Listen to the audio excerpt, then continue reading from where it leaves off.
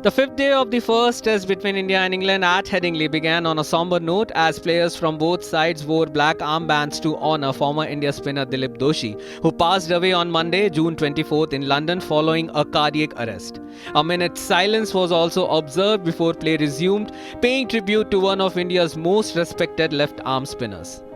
Dilip Doshi, known for his classical and consistent left-arm spin, made his India debut rather late at the age of 32 in 1979. Despite the late start, he made a significant mark in the short span of his international career. He represented India in 33 test matches, claiming 114 wickets, which included 6 5-wicket hauls. He also featured in 15 ODIs, taking 22 wickets, and was a stalwart in the domestic circuit with 898 wickets in 238 first-class matches.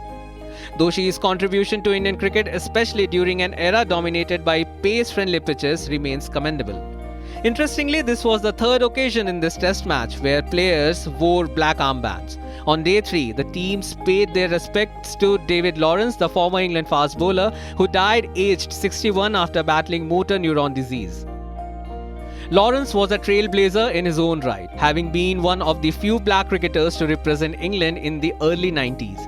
A week before his passing, he was honoured with an MBE in the King's Birthday Honours list for his services to cricket, particularly his efforts in promoting diversity and inclusion in the sport.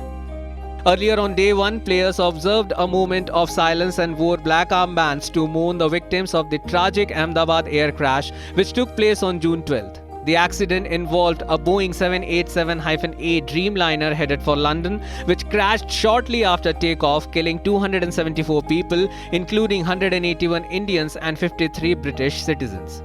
Given the composition of the teams and the emotional ties between both countries shared with victims, the gesture held deep meaning. As for the on-field action, England resumed their innings on 21 without loss on Tuesday, chasing a massive target of 371 to win the match and take a 1-0 lead in the 5-match series. India's hopes rested heavily on their pace spearhead Jasprit Bumrah, who has been in fine rhythm throughout the test. Statistically, the odds are stacked against England. In 82 tests played at Headingley over the past 126 years, only once has a team chased more than 370 runs successfully. That historic feat was accomplished by Australia under Don Bradman in July 1948. England's own best at the venue is a chase of 359 runs achieved against Australia during the unforgettable 2019 Ashes series, thanks to Ben Stokes' heroics.